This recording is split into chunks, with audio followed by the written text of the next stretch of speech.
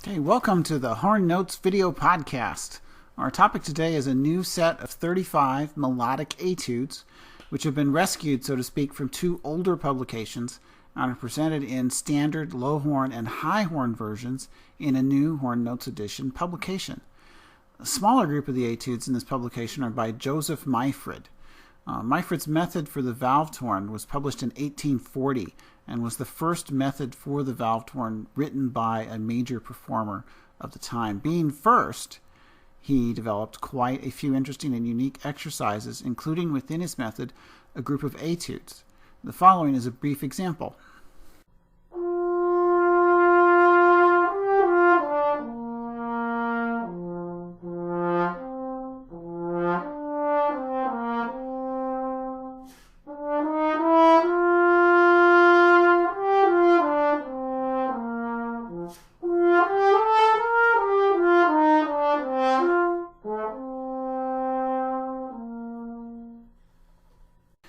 The larger group of etudes in this collection are by Joseph Schantl, who was a major teacher and player in the 19th century.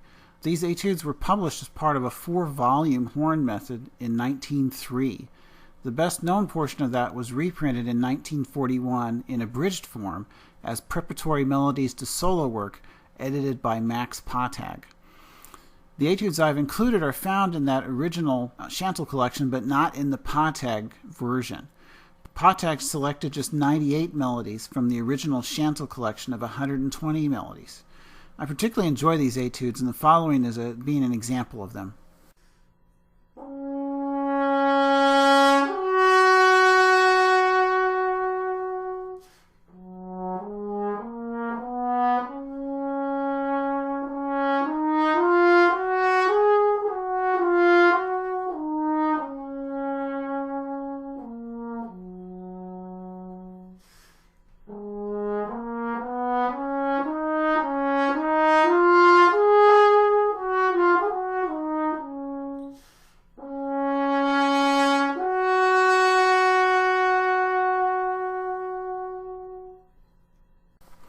Does that etude remind you of anything?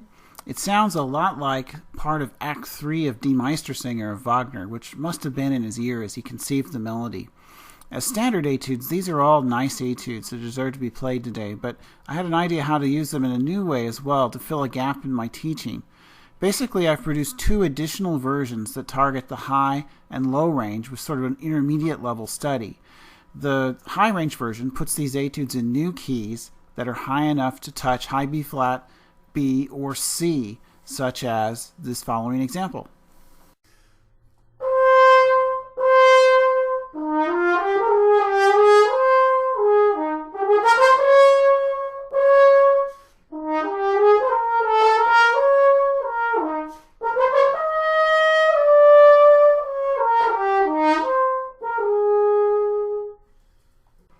What led me to do this was I realized that there are not a lot of intermediate materials that go above high A. And turning to the low range, the same issue exists. Not very many etudes out there that are intermediate in difficulty but really get into the low range. So the low versions do the opposite of what the high versions of these etudes do, being transposed in such a manner to touch on the lowest notes of the horn in every etude, such as the following example.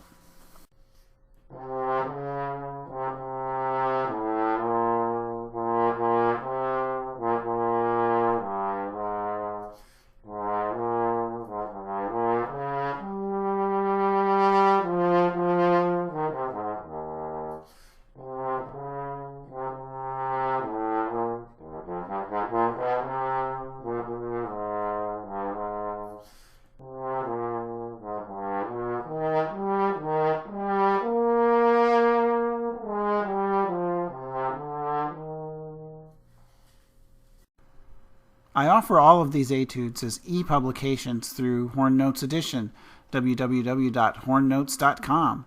Be sure to check them out if you're looking for a new group of etudes that can be used in a variety of ways in your personal practice and in your teaching. So thank you for checking the Horn Notes video podcast again, and be watching for more episodes in the future on a variety of topics.